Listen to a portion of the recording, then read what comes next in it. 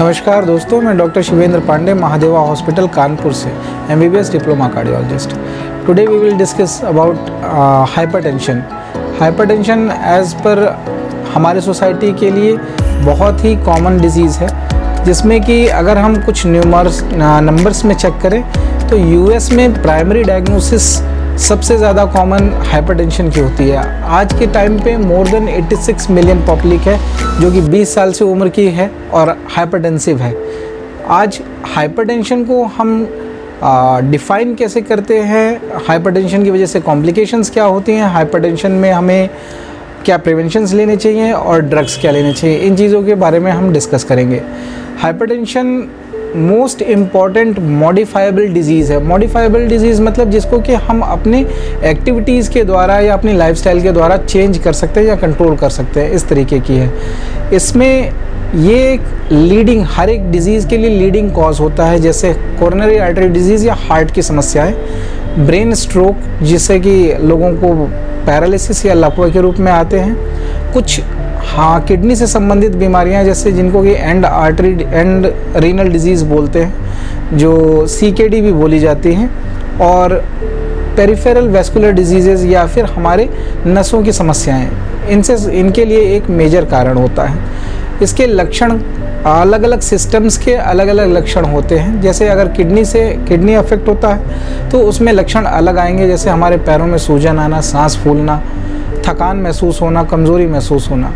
अगर हमारे हार्ट में समस्या आ रही है हाइपरटेंशन की वजह से, तो वो हमें चलते वक्त सांस में तकलीफ़ होती है, सीने में भारीपन महसूस हो सकता है। ब्रेन में अगर अफेक्ट कर रहा होता है तो हमें सर दर्द महसूस होता है। अगर हमारे कई बार ब्रेन में अफेक्ट होता है तो वर्टाइगो, चक्कर जैसे भी आते हैं, या कई बार बेहोशी भी होती है इसकी वजह से। बेसिकली हाइपरटेंशन को हम क्लासिफाई कैसे करते हैं, इसको शुरुआती दौर में अलग अलग स्टेजेस पे कई बार चेंज किया गया है, लेकिन जो अभी एट प्रेजेंट हम लोग मेजर क्लासिफिकेशन में इसको देखते हैं, नॉर्मल ब्लड प्रेशर सिस्टोलिक और डायस्टोलिक के रूप में लिया जाता है। सिस्टोलिक 120 से नीचे अगर है तो सामान्य है, और डायस्टोलिक अगर 80 के नीचे है तो सामान्य है। इसके बाद फिर हम प्री हाइपरटेंसिव स्टेज काउंट करते हैं। प्री हाइपरटेंसिव स्टेज में 120 to 139 सिस्टोलिक होता है और 80 to 89 हमारा डायस्टोलिक ब्लड प्रेशर होता है। स्टेज 1 में 140 to 159 हमारी ब्लड प्रेशर सिस्टोलिक होती है, और स्टेज 2 में 90 to 99 होती है, सॉरी डायस्टोलिक 90 to 99 होती है। स्टेज 2 मोर देन 160 सिस्टोलिक और मोर देन 100 डायस्टोलिक। अगर ये क्लासिफिकेशन फिट हो रही है तो फिर किसी भी इंसान को जाके आसपास के प्राइमरी कोई भी फिजिशियन हो, कार्डियोलॉजिस्ट हो, उनको कंसल्ट करना चाहिए।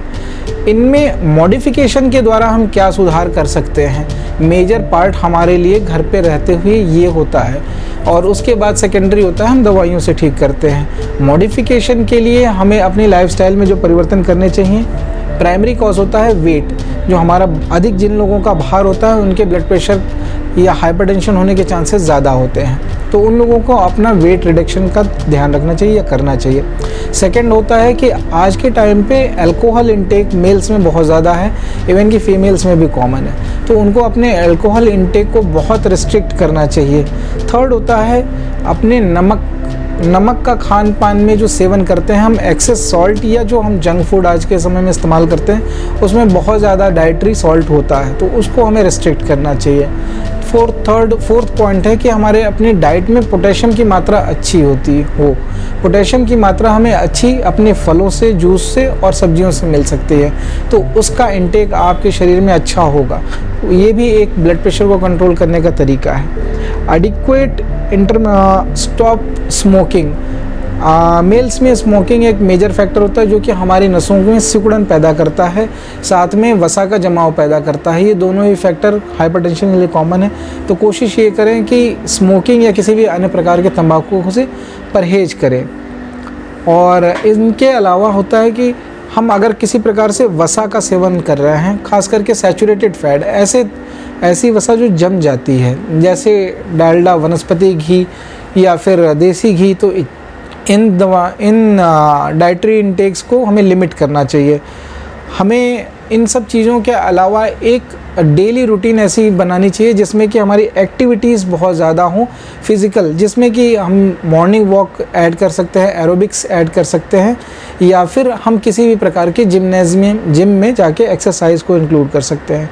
मिनिमम हमें जो एक्सरसाइज या वॉक या एरोबिक्स करने चाहिए कम से कम हफ्ते के 5 दिन करने चाहिए, और दिन में at least 45 minutes at a day होना चाहिए।